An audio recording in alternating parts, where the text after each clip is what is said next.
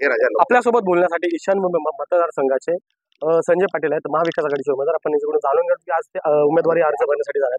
भाऊ, काय सांगाल तुम्ही? आज पहिली प्रतिक्रिया आपण उमेदवारी अर्ज भरण्यासाठी.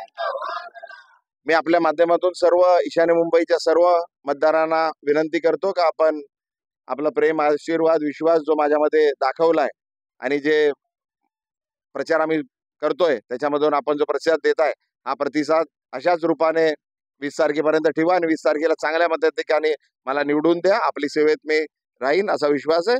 आणि आपण बघताय का कुठल्या पद्धतीने लोकांचा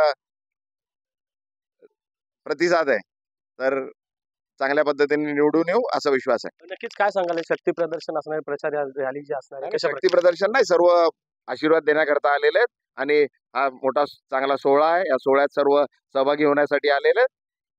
शक्ती प्रदर्शन सर्व शक्ती मताच्या रूपाने लोक देतील.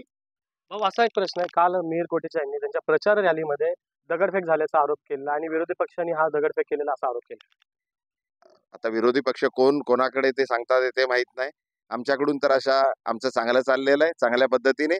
आणि मी चांगल्या प्रकारे इलेक्शन लढायचं हे दगड फेकून इलेक्शन कधी जिंकलं जात नाही आणि आम्ही त्याच्यात विश्वास करत नाही. मी जे इलेक्शन अधिकारी आहेत त्यांना आणि पोलिसांना विनंती करतो, बाबा चांगली जास्त त्यांचंच सरकार आहे, त्यांच्याच पक्षाचं सरकार आहे, त्यांच्या सरकारला मी विनंती करतो की चांगलं प्रोटेक्शन द्या त्यांना, का असा प्रकार होऊ नये. आणि कोणी केलाय, सीसीटीव्ही असेल, कॅमेरा, इलेक्शन कमिशनचे सर्व लोक आहेत, त्यांनी ते घेऊन कोण आहे त्यात दोषी आहे त्याला कारवाई केली पाहिजे अशी मी आपल्या माध्यमातून विनंती करतो.